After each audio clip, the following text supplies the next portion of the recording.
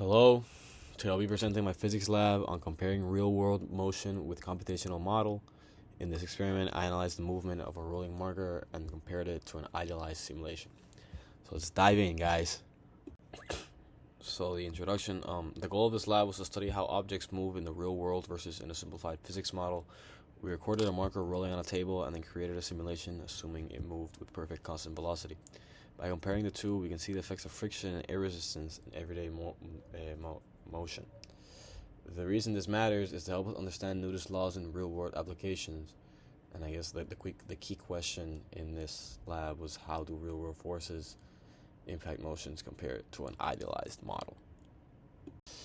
So the purpose of this experiment was to record the motion of a rolling marker and analyze its velocity, create a computational simulation, assuming frictionless motion, and compare both results to then see the real-world effects like friction and air resistance.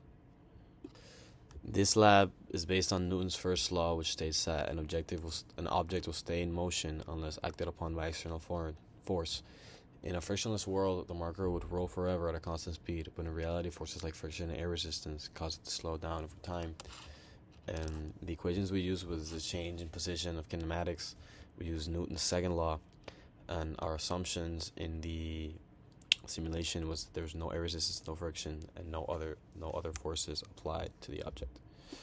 So what we expect: before conducting the experiment, we predicted that the simulation would show a perfect constant velocity, while the real-world data would show a slight decrease in velocity over time due to friction. Our main goal was to compare how much the motion deviated between these two cases. So in the experiment, we first recorded a video of a marker rolling on the table. Then we used a motion tracking software to extract the position data. And then after that, we just analyzed the velocity versus time to determine the real-world motion characteristics. And since the video begins and the marker doesn't immediately start rolling, the initial time is 1.933. And then we stop collecting data at time equals 4 seconds, 4.667 seconds. And then it starts at position 000. In the simulation, we assume no friction or air resistance, as I mentioned before. So we used a simple kinematic equation to update the marker's position over time, keeping velocity constant. This allowed us to create an idealized model and compare it with our real-world data. And as you can see, because there's no other forces accounted for in the simulation, there is constant velocity. This is a position versus time graph, and the slope of the graph is constant, as you can see. Okay, so here's where things get interesting. The experimental data showed that the marker's velocity gradually decreased, meaning real-world forces slowed it down. Meanwhile, the simulation kept the velocity perfectly constant. This clearly shows the role of friction and air resistance in everyday motion. Some potential sources of error in our experiment include small inaccuracies in video tracking, variations in the table surface affecting friction, and air resistance, which is difficult to measure precisely. These factors may have slightly impacted our recorded velocity data. Okay, so what we learned in this lab is that it showed the real-world motion is never truly ideal. Friction and air resistance always act on moving objects, even when they seem to be rolling smoothly.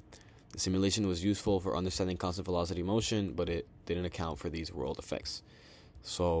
And our hypothesis was correct. So what if scenarios? First one, what if we did this experiment on a smoother surface like ice? In that case, friction would be much lower and the experimental results would be closer to the simulation. Or if we added rolling resistance in our model, we could make the simulation better match reality. In conclusion, this experiment helped us understand how physics models compare to real-world motion, while simulations are useful for simplifying problems. They don't always capture external forces like friction. This lab reinforced Newton's laws and showed how forces impact motion in our daily lives. So that's the end of my presentation. Thank you for listening. Goodbye.